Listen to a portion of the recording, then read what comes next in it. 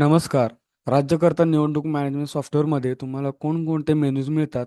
चला तर आपण पाहूया. तर पहिला मेनू जो आहे तो आहे मास्टर मेनू. मास्टर मेनूमध्ये तुम्हाला कार्यकर्ता मास्टर, क्षेत्र मास्टर, जात मास्टर, पार्टी मास्टर, पक्षनिहाय शक्ती, बूथ मास्टर, विकास कार्य असे मेनूज मिळतात. तर पुढचा मेनू आहे तो आहे वोटर डिस्ट्रीब्युशन. वोटर डिस्ट्रीब्युशनमध्ये तुम्हाला कलर कोडनुसार मतदार विभागणी, क्षेत्रानुसार मतदार विभागणी, जातीनुसार मतदार विभागणी, कार्यकर्त्यानुसार मतदार विभागणी असे मेनूज मिळतात. तर पुढं आहे ते आहे वोटर लिस्ट.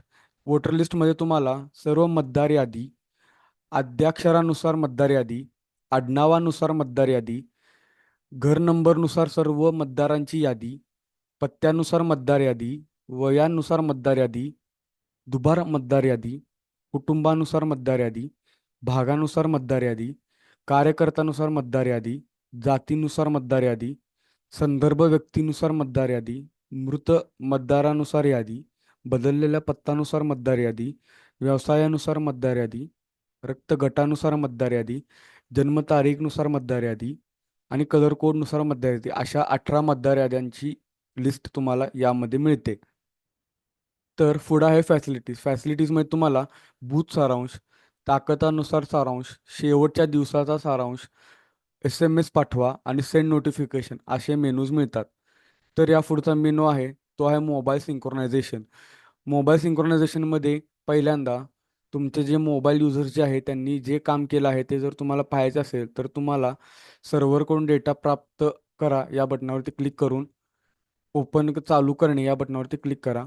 त्यावरती तुम्हाला ज्या ज्या मतदारानं काय काम केलं आहे हे तुम्हाला दिसून जाईल.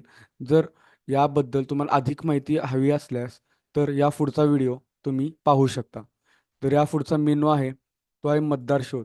यामध्ये तुम्हाला मतदार हा तुम्हाला आडनावानुसार तुम्हाला शोधता येतो किंवा त्याच्या प्रथम नावानुसार तुम्हाला तुमचा मतदार हा शोधता येतो. तर अशा प्रकारे तुम्ही तुमचा मतदार शोधू शकता. तर त्यानंतर आहे सुविधा. सुविधामध्ये आपण बघितल्याप्रमाणे बूथ सारांश, ताकदनुसार सारांश, शेवटच्या दिवसाचा सारांश, SMS पाठवणे, नोटिफिकेशन असे मेनूज आहेत. तर त्यानंतर येते ते सेटिंग. सेटिंगमध्ये गेल्यानंतर तुम्हाला पासवर्डसाठी तुम्हाला जो खाली दिलेला युजर कोड असतो, हा जो युजर कोड आहे तुम्हाला खाली दिलेला, तो युजर कोड इथे टाकायचा. त्याच्यावरती युजर कोड हा टाकायचा.